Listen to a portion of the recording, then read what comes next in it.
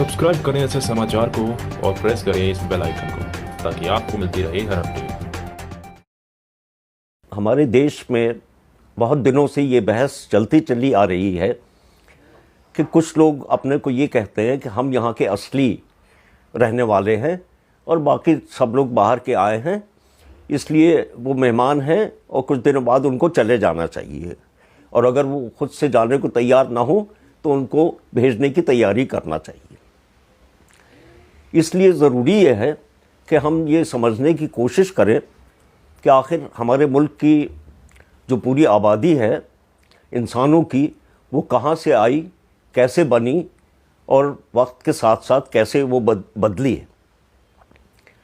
एक बार मैं कहीं सफ़र कर रहा था, रास्ते में मेरे वालिद के दोस्त मिले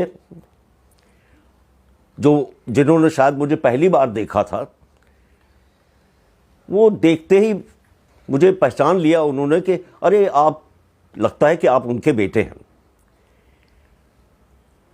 यूं भी अगर हम लोग अपने आसपास के लोगों को देखें, बच्चों को देखें, तो अक्सर बड़ी आसानी से हम ये पहचान लेते हैं कि ये बच्चा जो है, ये इसके फलां जो है अम्मा अब्बा हैं। जो शबाहत, जो लाइकनेस चेहरे की बनावट में, आवाज़ में, आँखों में, बालों में दिखाई देती है, उससे हम ये समझ लेते हैं।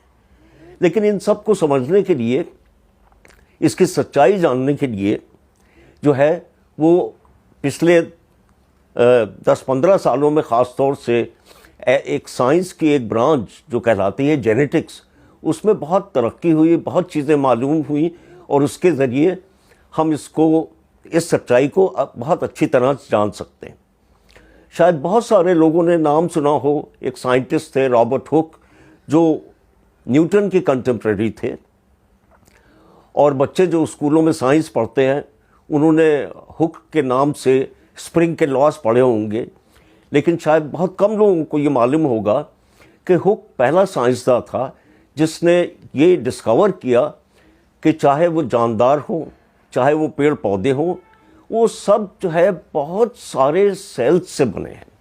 सेल एक तरह की जिस्म की इकाई है, और इस इकाई के अंदर हमारी ज़िंदगी के, हमारी शक्ल के, हमारे मिजाज के, हमारे दिमाग के सारे राज जो है छुपे हुए हैं। और ये साइंस अब जो है वो जेनेटिक साइंस के नाम से लोग जानते हैं।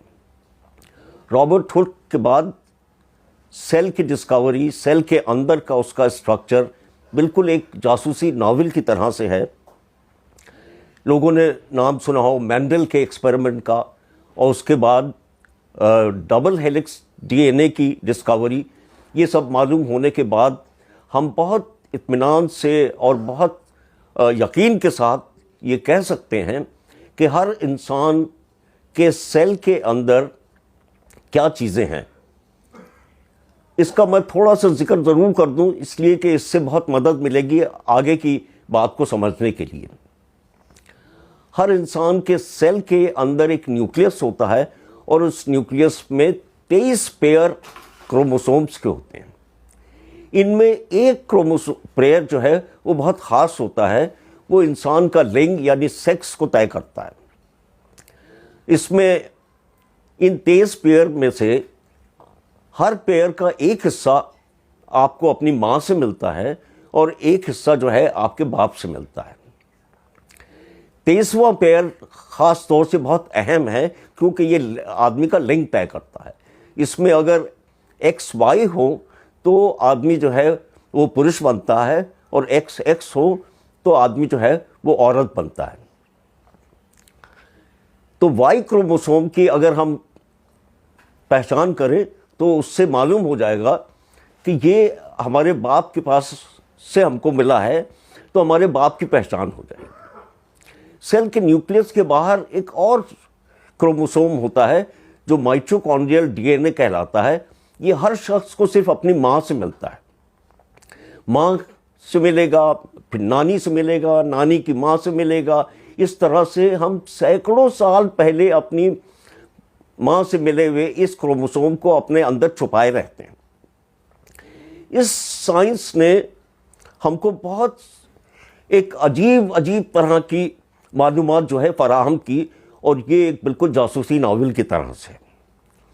اب ذرا دیکھیں کہ انسان جو ہے وہ ساری دنیا میں لاکھوں سال پہلے مختلف جگہوں پر انسان کی مختلف شاخیں پیدا ہوئی۔ جو موجودہ شاخ دنیا کو آباد کرتی ہے، اس کو ہم نے بعد میں نام دیا ہومو سیپینس کا۔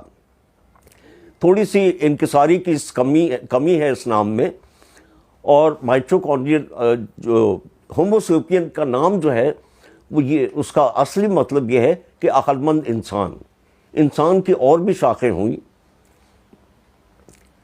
ڈسکوری یہ ہوئی کہ سارے انسان تمام دنیا میں، یورپ میں، ایشیا میں، آسٹریلیا میں یا امریکہ میں، سب کے سب ہومو سیپینس نے آباد کیے ہیں۔